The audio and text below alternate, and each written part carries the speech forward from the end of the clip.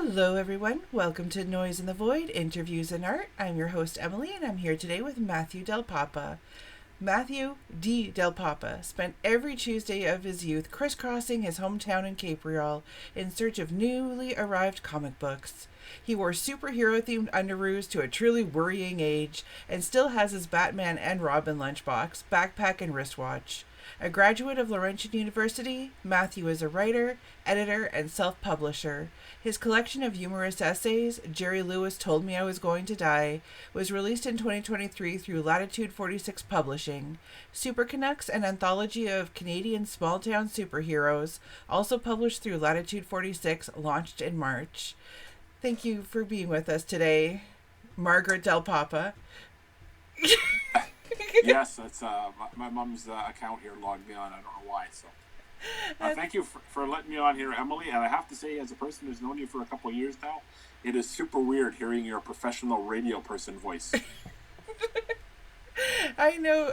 Holly said I use my customer service voice, and I can't stop. I can't turn it off. Okay, it sounds very professional, so we're good. So, thank you. Do you have something to read for us today? Yeah, if you don't mind, Emily, I'm going to read the opening chapter to a middle grade contemporary fantasy that I was workshopping over the weekend, just because it's fresh in my mind, and I've read it aloud 3 or 4 times already over on Saturday, so I think I can stumble through it without making too many mistakes. It is called The Weir, and that's spelled Weere, and I'm just going to read chapter 1. It's very short. So, chapter 1. Sparky wasn't hiding. No, he lay on his bed where anyone could find him.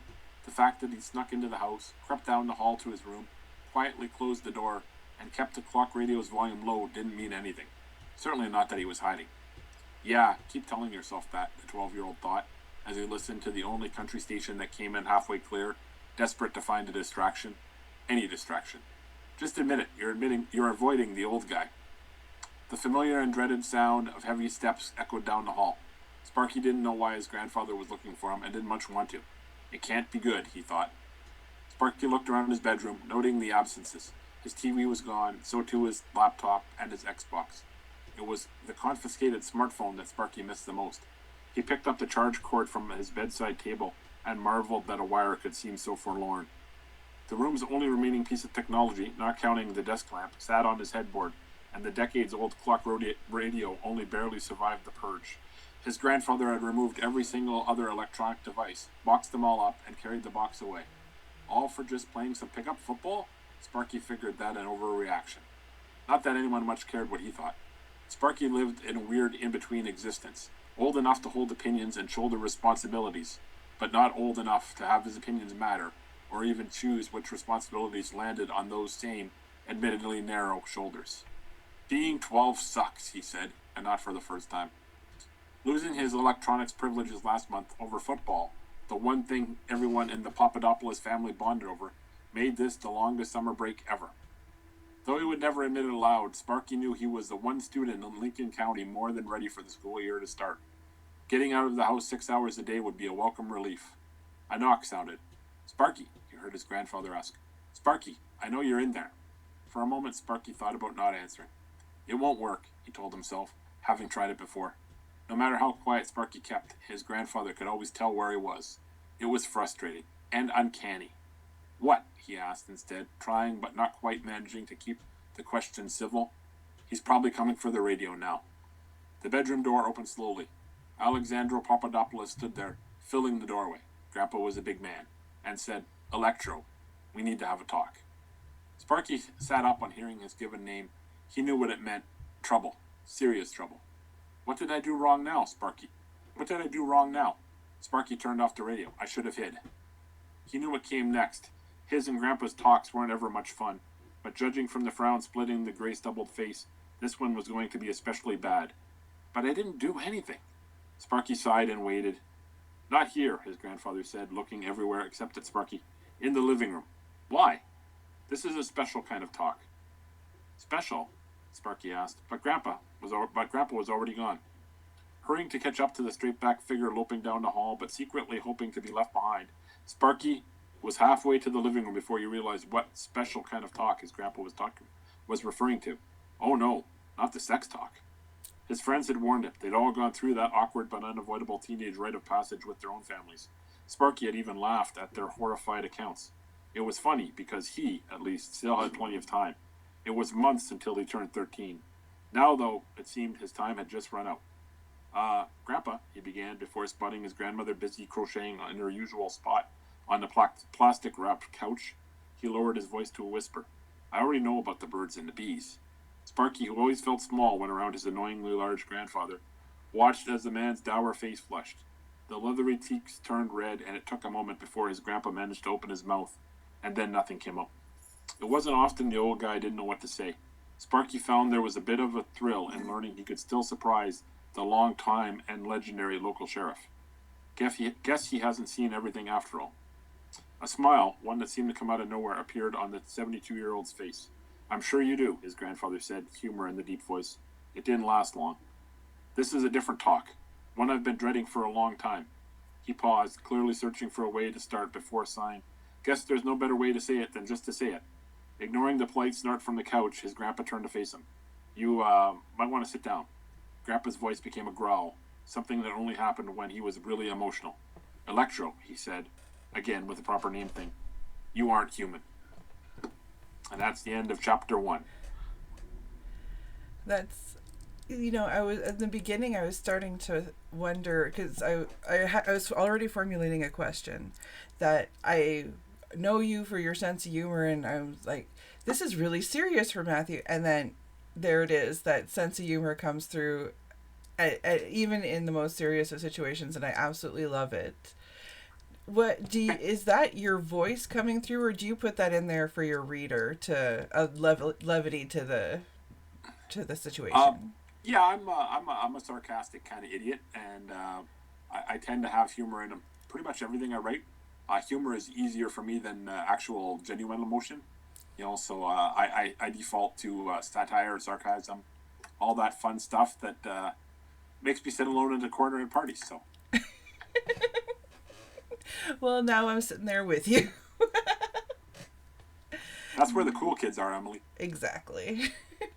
So, out of all of the forms of art, why writing? Why was that the one that drew you? Well, I was a reader before I was a writer. Like most people, I fell in love with fantasy and science fiction. I first started off with comic books, of course, because I was a visual learner.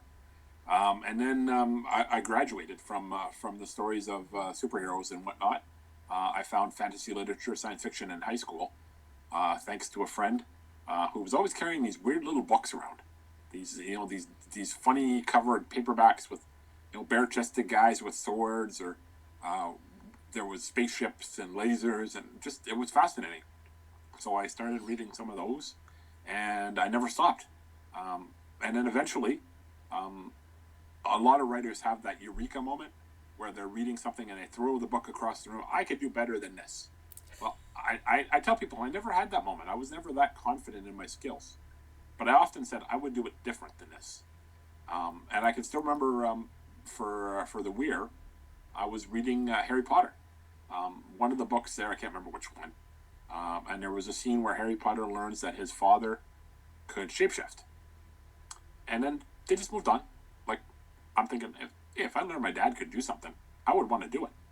I'm not going to say, oh, that's kind of cool, and move on to the next thing. I would be like, okay, how do I shapeshift? So I said, well, let's write a story about a shapeshifter. So that's what this book is. It's about a teenage boy, well, a preteen, who learns that when he turns 13, he will gain the ability to shift into one animal, and he has to choose what that animal is on his 13th birthday. So he has to it's a big choice. It's a life-changing choice.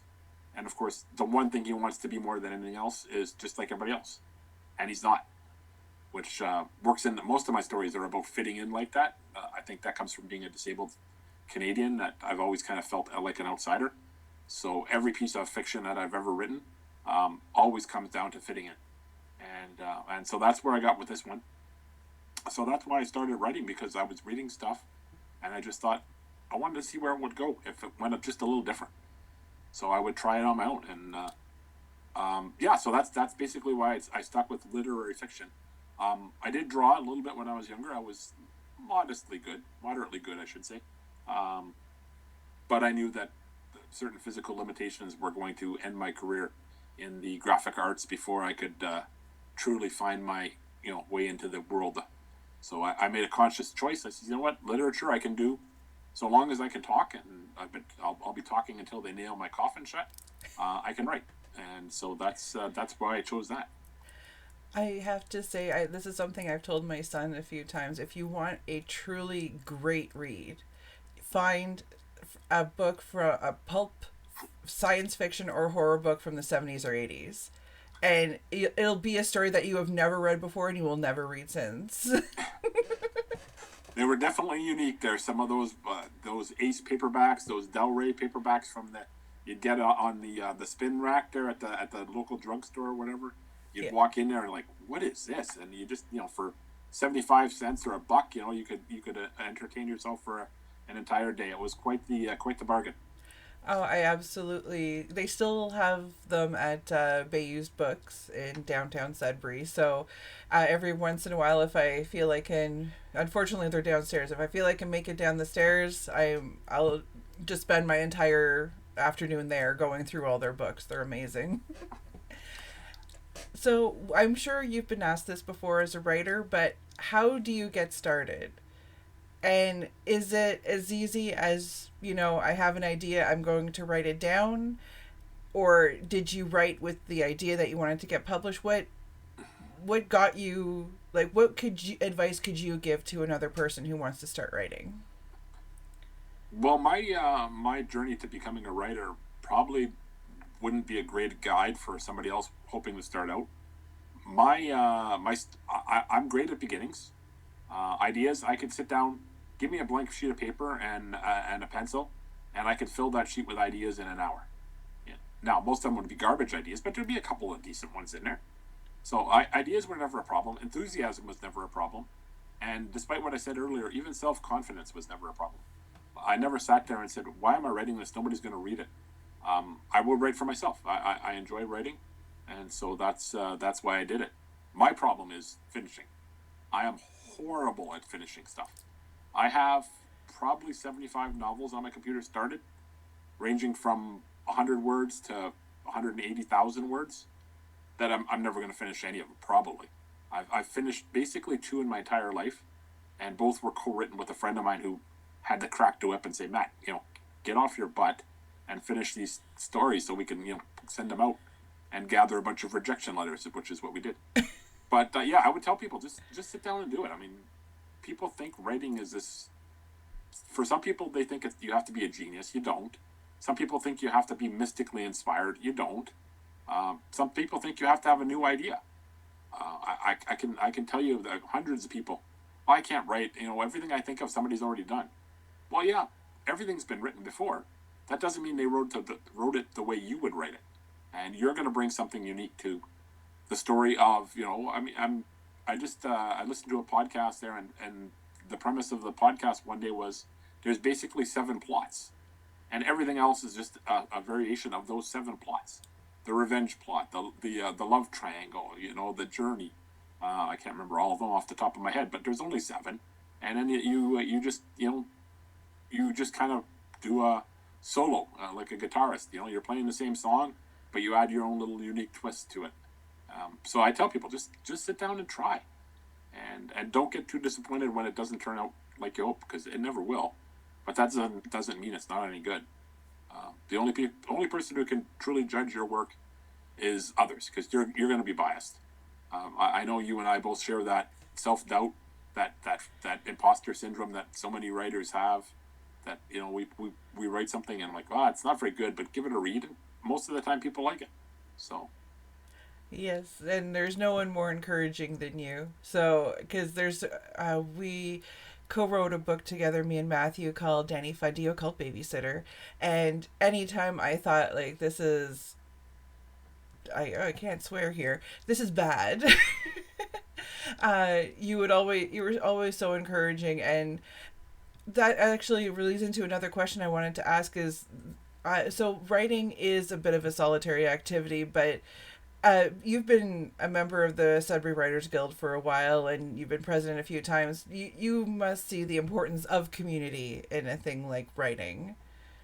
Absolutely, yes. It's very important, and not just the community in terms of support, but the inspiration and the invigoration. I leave those Sudbury Writers Guild meetings. We meet the last Thursday of the month, from September until May, and I come home and I'm ready to write. I'm excited to write again. No matter how stalled I am on a project, I can always get some good feedback from my friends at the Writers Guild, such as yourself, and there's a whole bunch of other people who are way better writers than I am, and they've done stuff. They've published, they've experimented in different genres, and they can provide uh, the key insight that is often the little the the piece of gravel that starts the avalanche. That gets me going creatively. It's unbelievable how rejuvenating a single meeting can be. So I enjoy those. Writing is very solitary, as you said, unless you're doing an anthology, which I have done several of. I just recently, as you mentioned in the introduction, done Super Canucks with my friend Andy Taylor as co-editor, and we ended up publishing 11 stories in that. So there was 11 different authors, including Andy and myself having contributed. I've done a couple of Creepy Caporal and Creepy Caporal Junior books. The junior books were fun in that I would invite kids to write half the book. So the first half of the stories were written by kids for kids, and the second half of the book stories were written by adults for kids.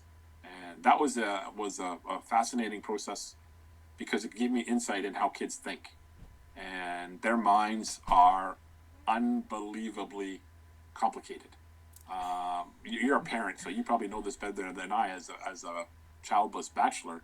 But I was expecting, a couple of tame stories from a couple of kids, and I got inundated with the most horrifying, graphic, violent, terrifying, mind-numbingly chilling stories. In fact, the scariest stories in the book were all the kids' stories.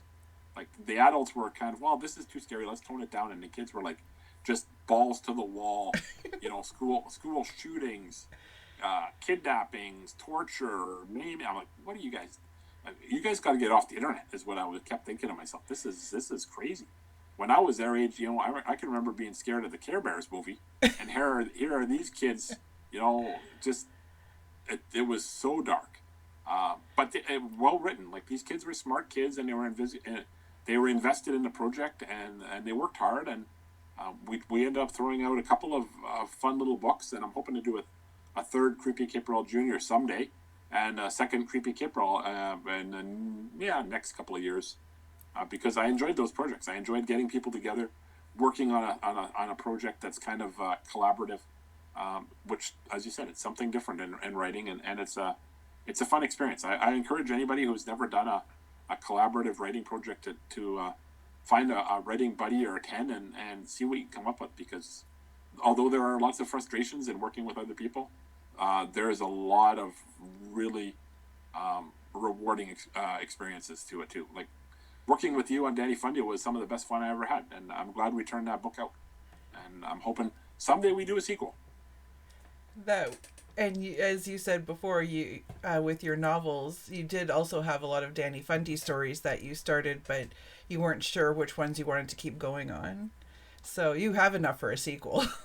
Yeah, actually, I wrote three times as many three times as many short stories for that anthology as we needed, and I just finished the bare minimum. I think we did 9 each. Does that ring a bell? Yes. 9 each. Yeah, so I finished my 9 and I left the other ones unfinished, but I have 30 some more started, so someday. Now, I've noticed this in the last few years, maybe more because I'm paying attention, that there's no real competition between people in the arts. There's not like there used to be, like it was, everyone was pitted against each other, and now it's more collaborative and it's more lifting people up. Now, is this something that with your anthologies that you've been doing, you've noticed in the last few years that you want to lift up other authors, or were you doing it before it was trendy?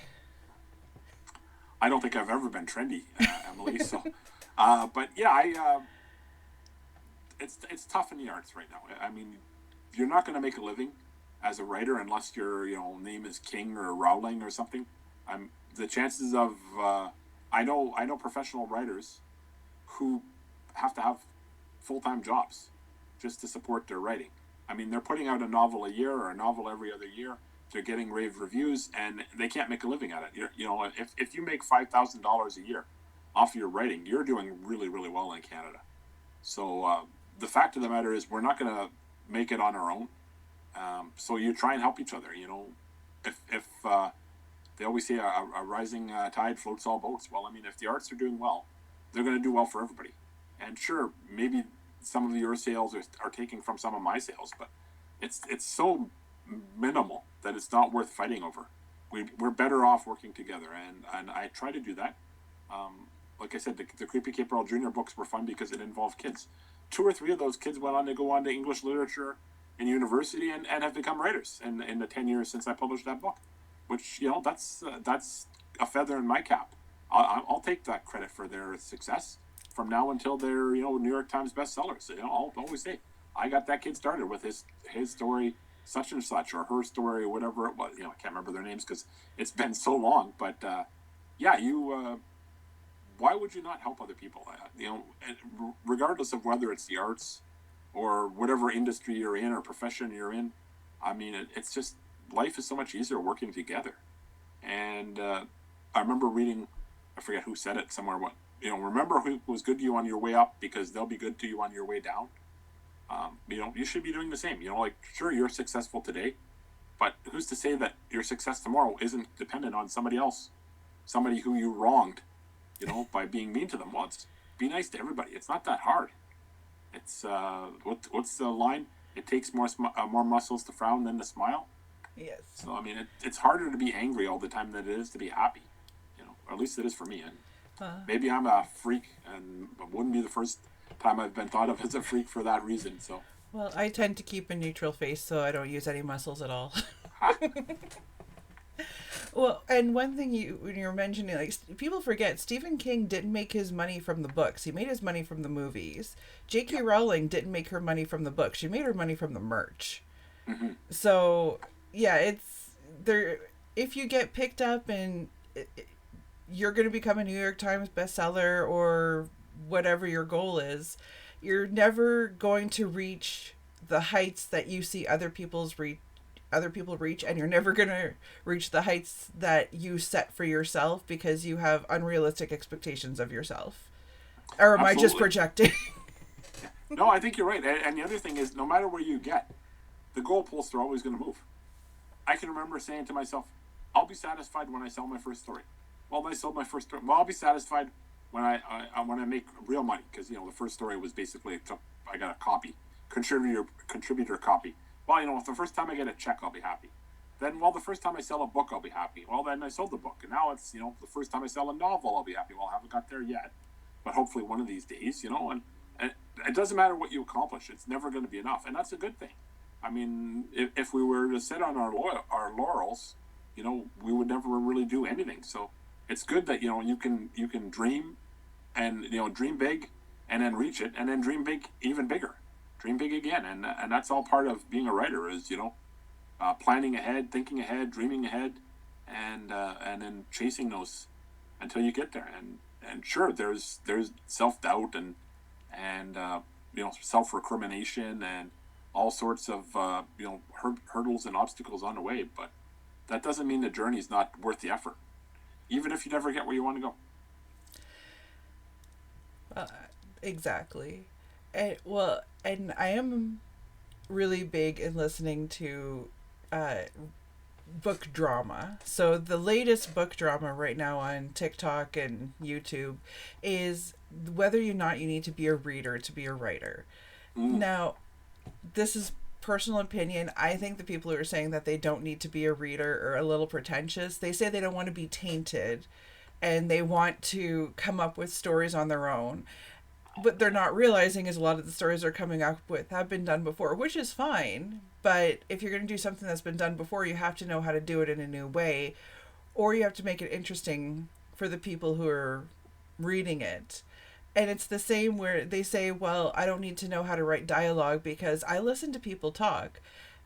Dialogue and how people talk are two different things. I don't write, I'm better at writing books because I write dialogue in a different way. I would never be good at writing a script because I can't write the way people talk. So what are your views on that? And I might have insulted you if you think that you don't need to read. I am very insulted, Emily. Yes, of course. No, I said I was a reader before I was a writer. So I believe that books are the first step to becoming a writer. If I can't see how you could become a writer without having read anything. Like, that just seems the height of arrogance to me. I'm sure there are people who've managed it. I am not one of them. Maybe like Jack London, the guy who kind of lived an adventurous life, can sit down and just basically transcribe his life and make an interesting book out of it. I live in the same small town that I probably will die in, hopefully a long time from now. But my adventures are small adventures, but I read a lot and I dream a lot, and so I need to know the mechanics, and the mechanics of writing are key. You mentioned dialogue. I can tell you, some of the things I've read over the years from people getting started as writers, and they don't know to use quotation marks. They don't know to use attributive dialogue tags. So you're lost immediately, And as to writing as people talk, you've probably heard me use the sound a million times already in this interview. When I'm writing a story, other than one or two just for dramatic effect, you leave all those little pauses and what's the word I'm looking for? Dialogue, not tags, Ellipses. Crutches. Yeah. Like you don't put those all in. The reader would go crazy if they had to listen to. I can remember going to the movies one time with my brother, and we were waiting for the film to start, and there was two teenage girls behind us, and we counted how many times they said "like" while they were having a conversation, and I think we got to 45 within like 3 minutes, and we're just looking at each other like, do these kids not know any other word beside "like"? And it's just a dialogue crutch of that generation. For me, it's because I don't like leaving gaps in a conversation. Those little lulls seem momentous when you're trying to talk to somebody, so you throw in the odd, little to hold things over. But then you sound like an idiot, which is not really great either. So there are ways to become a writer. There are myriad ways to become a professional writer. And who even decides what a professional writer is anyways? If you're having fun writing, you're a professional. That's, if you make a little bit of money, that's a bonus. But I mean, if that's what you do with your time, I mean, nobody says anything about the kid who goes and plays, beer league softball. He says, I play softball. Well, you're not a professional. Well, no, of course not. I'm not professional. That doesn't mean I don't enjoy it. I enjoy writing. That's my pastime. That's my hobby. That's my stress relief and my revenge format for people who wrong me. They get vilified in my stories. I'll change the name so they don't, but I know who they are. So yeah, those are all things that we go through as we become writers. And like I said, there's no wrong way to do it. Whatever works for you. Now, having said that, the important thing about writing is that somebody understands what the hell you're trying to tell them. If your writing is so complicated or convoluted or unique that nobody can follow what you're saying, then you're failing. I've done that. I've been guilty of that myself a time or two, trying to be especially clever, and you come across like an asshole, or you're trying to do something what you think is really cool, and it just tedious or monotonous or whatever, and it doesn't click. If it doesn't click with the reader, that's the only time you failed. And even then, if you still enjoyed yourself while you're doing it, at least you've gotten that out of it. I mean, I'd rather sit at the computer and pound away at my keyboard and have a good time for an hour than watch another, cookie cutter sitcom with a forced laugh track, watching his grandpa's pants fell down his ankle or whatever, and everybody, hey, that's not for me. So I'd rather exercise my brain than vegetate on the couch. But, to each their own. Well, I was lucky enough to take a linguistics class in university, and we had to do a project where we had to analyze the word "like." as it was used. And there is actually a grammatically correct way to use it. And you have to know the grammatically correct way to use it, even if you want to use it in your own work. And I wish I know who said it, but who said that you need to know the rules before you break them? Yes, and I've heard that many times. I think I remember Stephen King saying that somewhere too. I can remember doing a book report in high school at the time, and one of my classmates tried that. Well, Stephen King gets away with being grammatically incorrect, and the teacher's like, yes, but he knows what he's doing. He's doing it on purpose for stylistic purposes, and you're just being lazy. You can't be bothered to learn. It's and it's, or there and there. You're using the wrong phrase or the wrong term or the wrong homonym out of ignorance and not out of a stylistic choice. And I'm guilty for a lot of sins in my writing. I still have my crutch words that I fall back on and my crutch phrases. When I write a book, I'll go through it after and I'll have written, they walk step by step. I'll use step by step like 50 times. Like, of course they're walking step by step. What else are they going to walk by hand? That doesn't make any sense. But it's just one of those things that I just fall back on. And I still have to go through my stuff after I'm done and double check that I got the right apostrophe I, the possessive, and and then I have to check my my grammar, my commas. I'm a comma whore, so I will just use commas, comma. I'm yeah. There's so many things that, even though I consider myself a professional writer and I have been writing consistently since '05. A little bit every day. I read, books on writing. I read books on grammar. I read, I look up spellings in the dictionary and stuff. I still make mistakes all the time, and I can't, and I will. And pick up a book from any publisher. I guarantee there's mistakes in a published book, and that's gone through editors and line editors and proof editors and sensitivity readers. So I mean, it's impossible for you to do perfect on, and we shouldn't even. Well, we should always aim for perfection, but admit that we're never going to get there. So. Well, if I may add on to that piece of advice, so one thing I noticed with my writing is the word actually. I love that word. I never knew I loved it until someone pointed out. And when I'm writing a first or second draft and I write the word actually, I stop. And then I try to find something else to say, and I can't. And I block myself. What I had to do was not do that. Write the word actually, you will get rid of it later. The first and second draft are for the step-by-steps and the actually. Yeah, and that was one of the things that took me a long time to realize, is that pulling the book off the shelf, it didn't appear on the keyboard, on the typewriter as a final product. It's revision after revision after revision, and change after change after change. I mean, comparing yourself to a professional novelist or whatever, short story writer, essayist, whatever your genre of choice is a fool's game. You're not going to be as good as they are because they have help, and you're just you. So write to the best of your ability as right now. Make the mistakes you have to make to get through it, and like you said, come back to it, and then go through and realize that there's layers. And learning that you can edit in layers completely changed the game for me. So I'll go through when I'm done my first draft or second draft, and then I focus only on one thing.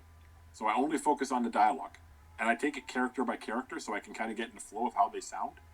So I'll color coordinate all the characters' dialogues, different colors. Then you can visually just jump from color to color.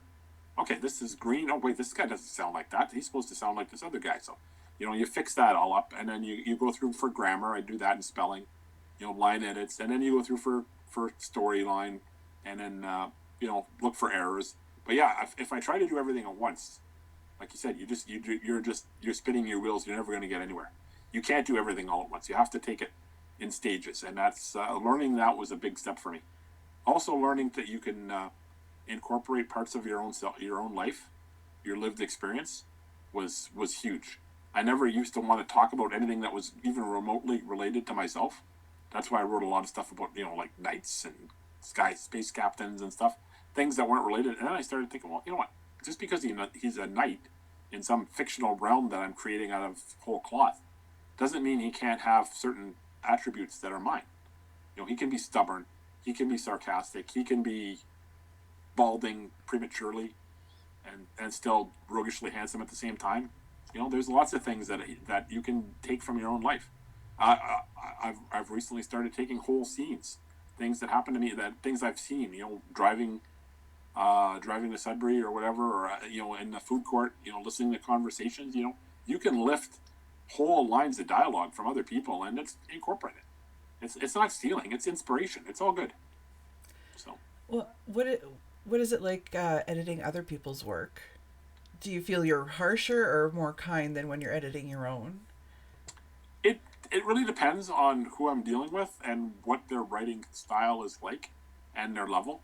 I mean, dealing with people who are just beginning, you really want to be careful not to crush their spirit, which is easy to do. So you don't want to be criticizing every choice they make, even if you know that there's ways to say it better. You have to kind of tiptoe around their burgeoning authorhood to just make sure that they know this is still their work. So working with kids is trickier than working with adults. And, if you're dealing with somebody like yourself or myself, we've been doing this for a long time. We've got thick skin. We understand that when they say, this isn't working, that's not an indictment of you as a person. That just means that line needs to be rephrased, which is easy to do. But there are people out there who, these are my words, my precious, precious words.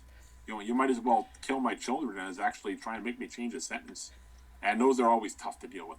In fact, I try to avoid people like that because it's just, they don't want to work on their stuff. And a good writer will be willing. I've been criticized by people whose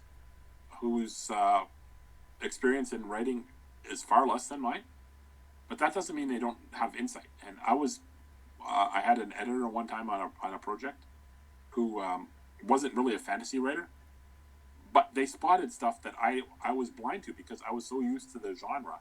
It just seemed obvious to me, and they're like, "Well, I don't understand how this works," So then you have to go, wait a minute, that was an excellent point.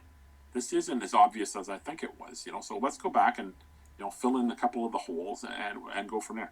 So, editing other people's stuff is a tightrope walk, and it can be awkward. I have had people get mad at me, and I've had other people like, bring it on. The be me.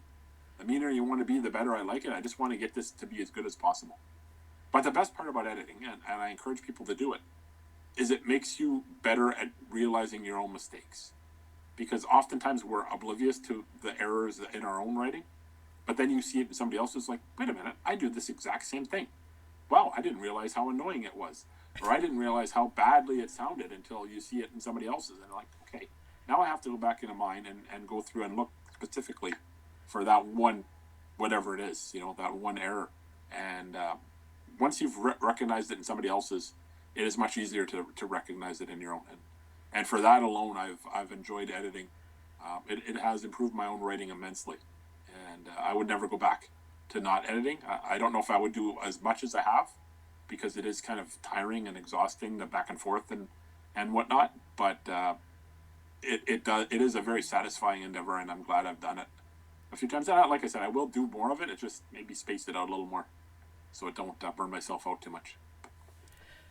Well, you had mentioned lazy writing before. What are your views on AI, generative AI?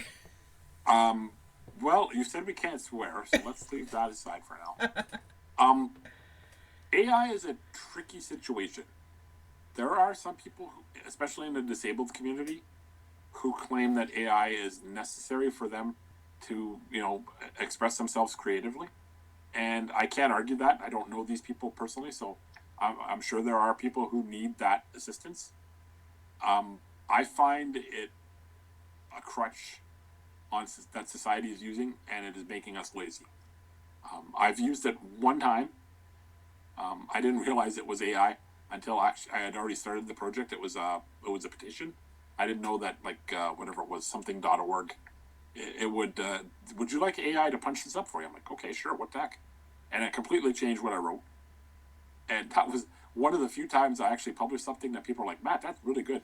Like, well, this is not good. This is very, very bad. That AI could take something of mine, which, wasn't great, but it wasn't terrible. And I actually got a couple of phone calls from people out of the blue, like, that was really well written, Matt. I was impressed, and I'm on your side was some political thing I did. I can't even remember what for, but so yeah, I've it is an insidious um, virus on creativity. I think it's a leech. It sucks the joy out of projects. It sucks the learning out of it. And I remember listening to the radio there one day, and the guy said they did a survey of kids in school. They showed them the old Italian master painters, like Da Vinci and Michelangelo and those guys, and asked them what they thought. And 75% of the kids thought it was AI. And the reason was because no human could draw that well. So that's what we're getting now, is that kids are thinking that nothing is possible because AI can do it better. So why even try? Like, why even try to become a writer if you have to go through the 10 years of trial and error and failure and learning when AI can do it in 30 seconds? Like, AI, write me a story about such and such. Give them the prompts and let it run. And what have you learned? You've learned nothing. You haven't gotten any better, and you haven't gotten any experience from learning as you're going. So I can sum up my opinion on AI in 3 words: hate. I hate AI. I refuse to use it. I refuse to use it to summarize emails. I refuse to use it to reply to emails. I refuse to use it to create art. I know some people like to kind of fool around with aging processes and silly little. I don't want to touch any of that stuff. Maybe I'm prejudiced. I know artists. I know writers. I know painters. I know cover designers, and we're shooting ourselves in the foot by letting this thing go. We're going to be musicians here pretty soon. It's going to be to the point where AI is going to be taking our jobs. It's already taking a bunch of jobs in different industries. And then what happens? In a utopia, AI would do all the drudge work and leave the creative, fun stuff for us. I think it's going to be the exact opposite. I think AI is going to steal all the fun, creative jobs, and we're going to be stuck doing the crap jobs that AI doesn't want to be bothered with. And we're going to be living in industrial dystopia very soon. And frankly, I'm not looking forward to it. So. And that's what bothers me, is because AI could be a useful tool. You know what? Compile all the lists of groceries from all the stores and tell me which ones are cheapest this week, so I know where to shop. Compile a list of gas stations. Show me what what's going on in my city right now. Things like that would have been great and take the tedium out of your day for some things you have to do, but. Yeah, no, let's steal other people. And I get that some people say it's their only way to express themselves, but it's not. You're not. I'm sorry, I'm going to go on a tangent myself. You're not expressing yourself with AI because AI had to steal from someone else. So you're expressing yourself through their work. Yeah. There's a lot of drawbacks to AI, and hopefully, some saner minds will prevail here shortly. I see billions upon billions of dollars being poured into the industry. I'm thinking it's going to be another crypto. I mean, 5 years from now, we're going to be looking back and saying, what were we thinking?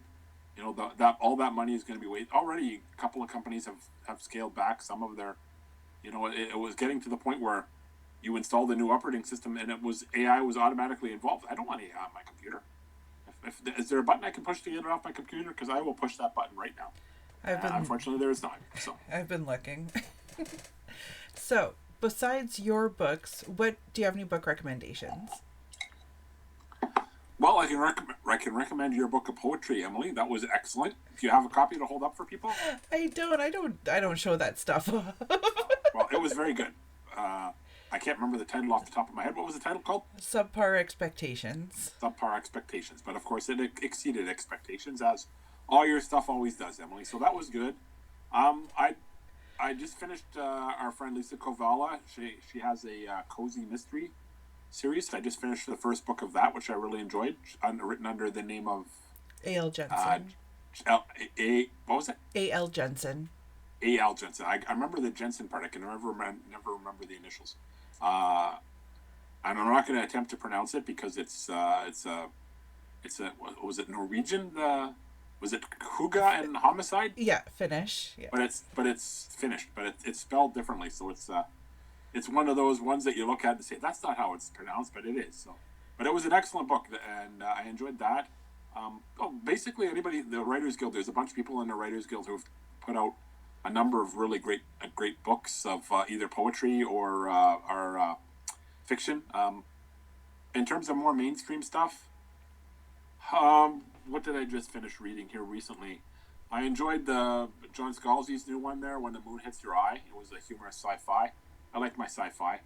I'm waiting for the next Dungeon Crawler Carl book to come out by Matt Dinneman, which is going to be a TV series, which I'm super excited about. I'm hoping to dive into. I've never read Ken Dryden stuff, but he passed away a few months back, and I always wanted to read his book, The Game, about the hockey. Kind of being an ex-NHLer and a lawyer. He's a very smart man with a lot of insights into the profession. So that's sitting on my e-reader to go. I tell people I don't have a favorite author, but I have favorite like a list of favorite authors. Buy on site. When I see a new book by this author, I don't care what the title is. I don't care what it's about. I'm just buying it because I know I'm going to enjoy it.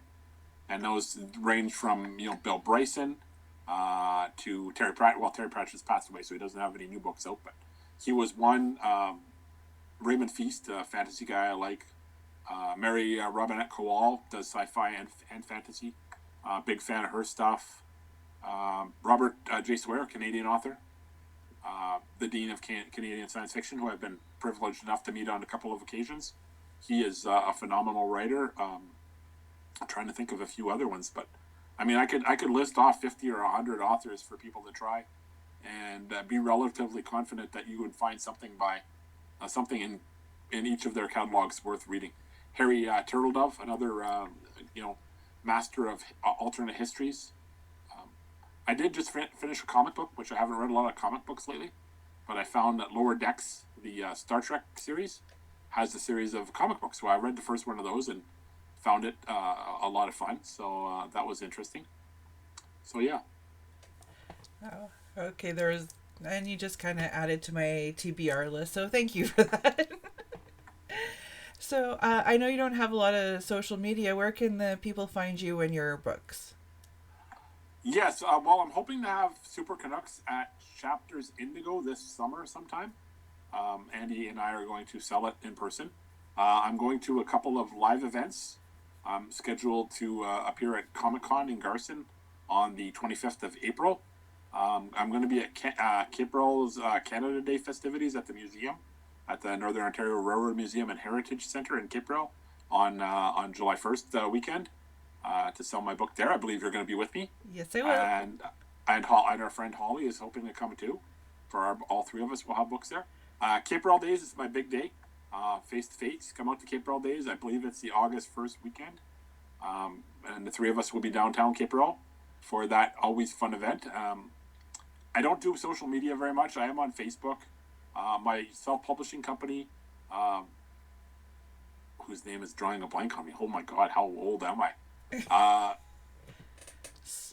Madcap Press, Madcap Publishing. There we go. Jesus, talk about brain farts. Madcap Publishing has its own Facebook page, which I usually update with whatever book I'm currently promoting. I'm still pushing Danny Fundy on that one because Super Canucks was through a different publisher. It was a mainstream Latitude. So if you want to pick up Super Canucks, go to the Latitude website. It's Latitude 46 Publishing. They have that book there, along with a number of other really great books from a lot of authors, mostly Northern Ontario, but that's expanding now. I would recommend Rod Carley, whose his stuff is excellent, by the way. Should have mentioned him earlier. And I could list another dozen people from that publishing house to try. Those are my main options. I'm on Facebook as myself, Matthew Del Papa, and as Madcap Publishing. But I generally try to avoid social media because I find I spend way too much time on it if I don't avoid it. So, face to face. Come find me somewhere. I'm easy to find. I'm the fat bald guy in a wheelchair. I'm happy to talk about writing. I'm happy to talk about the beleaguered Maple Leafs or anything else you guys want to talk about anytime. So. Well, it's always awesome to speak with you, Matthew. Thank you so much. You can catch the unedited version of this interview on my YouTube channel, Garbage Words with Garbage Lady, and you can listen to Noise in the Void at 8 p.m. on CKLU 96.7, either online or on the radio. Thanks again, Matthew. Thank you, Emily. That was fun. Okay, have a good day. Bye-bye.